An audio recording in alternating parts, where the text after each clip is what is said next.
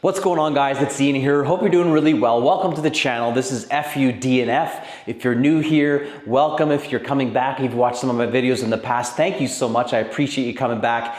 Either way, I hope you've subscribed. If you hadn't, I'd love it if you would. Like the video, share if this adds some value to you. One other quick announcement I wanted to make as well is we just launched the FUDNF clothing store. You'll see it on the screen behind me, FUDNF.com. I've got some gear in there now. I'm working with a designer to put some trail running shirts together, so stay tuned. There's gonna be more merchandise coming soon, so check it out. I'll link that up below. But let's get to the point of this video, and that was today I wanted to talk to you about plantar fasciitis. In my videos, I share a lot of running tips and document my training and give you some best practices. I've been a runner for 20 years. I've had my share of injuries, and I know one of the ones that really can be plaguing for many people is plantar fasciitis. So let's talk about it. Before we do, I'm not a doctor, I'm not a therapist, I'm not the person that gives you medical advice, so take that with a grain of salt. This is my experience. I'm gonna give you 3 things that I do that gets rid of plantar fasciitis every time for me when it comes up. Number one, I'll say first though as well, is that whenever you get hurt running, to me, I think one of the things I've learned over the years is it's always key to understand how did that come about? What's the root behind that? What's the root cause? Because a lot of times I think we treat the symptom of our injury. If something hurts, we go right to that spot, and that may be the issue, but it may be somewhere else in the chain that's broken. Maybe your stride is off. Maybe your shoes are worn out. Maybe you've got, your foot strike is off. There's lots of reasons why injuries will creep up. So if you only treat the symptom, you might be missing something that can keep coming back. For plantar fasciitis, it's something that often comes because of, your shoes might get worn out. Actually, if you're putting on a ton of miles, so maybe it's your foot strike. There's lots of reasons why you can get plantar fasciitis. Let's start with what is it. So basically you have this connective tissue on the bottom of your foot that runs from behind your heel to the base of your toes. And that connective tissue underneath can get really sort of tight from overuse and sore. A lot of times it'll manifest as a real sharp pain in the bottom of your heel. You could wake up in the morning and your feet are really stiff and sore until you kind of warm them up, or in a run you might find the same thing. It hurts for a little bit and then it starts to warm up. Whatever the case, that's typically what you're going to see in plantar fasciitis. And so there's a couple ways I treat it. I have 3 things, like I mentioned, that are absolutely essential to stay in front of it if it creeps up. And I'm gonna link all these down below. These are products that you can grab yourself. You may have some of these already. If you don't, I'll put links in the description below. You can go grab them yourself.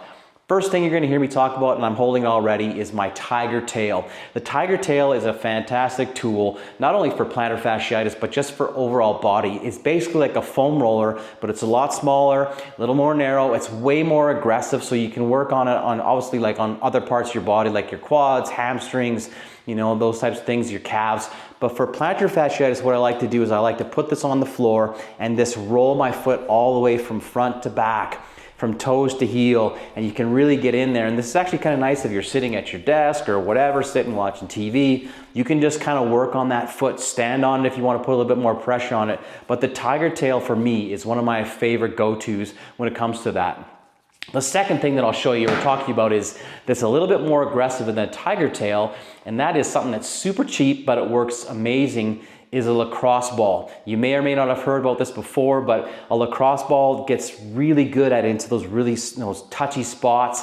It's a lot more aggressive than a foam roller or a Tiger Tail, but it also is really good. What I like to do, and you can buy these for really cheap. I think I bought this as a pack of 2 for 12 bucks. You can throw one in the freezer, have one just kind of active. So if you want to put a little bit of ice while you're doing that, or just kind of put some cool onto the foot when you're rolling out, that's key. But this is a great way to just put this on the ground, roll your foot in that, really dig your heel into the lacrosse ball. It really starts to break up that scar tissue down there, really starts to work through. Again, if you've got it in the freezer, that helps to kind of take some of the pain away. Same thing, if you do this every single day, 10, 15 minutes a day on each foot, that's all you need, and you'll find after a couple days it's really going to start to release some of that tension in there. The other thing I like about lacrosse balls as well is you can use that to get other releases. For example, if you use a foam roller and you roll out your glutes, the lacrosse ball, I should say, is really good at getting into that glute med if you got any real tightness or sort of some really sketchy spots. Definitely a lot more aggressive. It's going to be a lot more sharper, but if you're looking for a release, a lot of times the lacrosse ball is an excellent choice. So take a look at the lacrosse balls. And the last thing I'm going to tell you and talk to you about is my favorite thing is, actually I'm wearing them right now. You can't see, so I'm going to show you, but this is the UFU. If you have never worn an UFU sandal before, a flip-flop made by UFU, you have to check these out. Buy yourself 2 pairs, buy one that you can wear outside and one that you never wear outside. You just wear it around the house. These flip-flops were made by Ironman athletes in Kona. They have designed these to be a recovery shoe or a flip-flop. You can get them as like this kind of style. You can also get to the slides.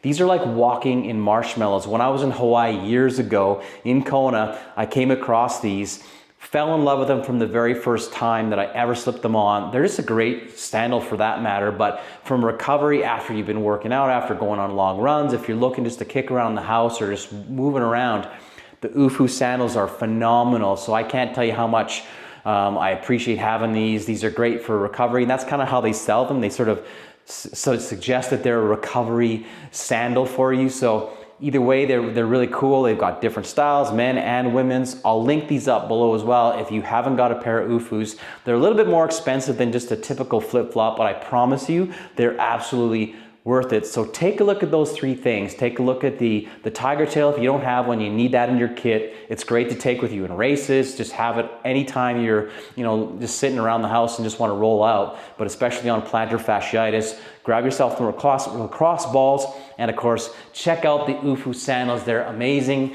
You will love them, I promise you, and you'll never wear another sandal ever again. So, all right guys, so that's it. Those are the 3 tools that I use for plantar fasciitis. I find that if it starts to creep up for me, I don't have that creep up very often anymore because I'm pretty good at the maintenance. But if you do start to have that come up for me, if I start to get too many miles on my shoes, I can start to feel my feet. I'll get right on those tools. Plantar fasciitis is gone. So what are the ways you like to treat plantar fasciitis? Drop those in the comments. If you have any questions, leave those there too. Appreciate if you like, subscribe. Each week I post a video like this, whether it's a training tip or gear review or just sort of documenting my training. I'm running the Tahoe 200 this spring, coming up in June, so I'm looking forward to that. Sharing sort of with you my training experience as I transition from road to trail running, and just have a really cool community here. So feel free to connect. I answer every single comment on the channel. And again, if you haven't checked out the store, go check it out, fudnf.com. Thanks so much for watching. We'll see you guys on the next one. Take her easy.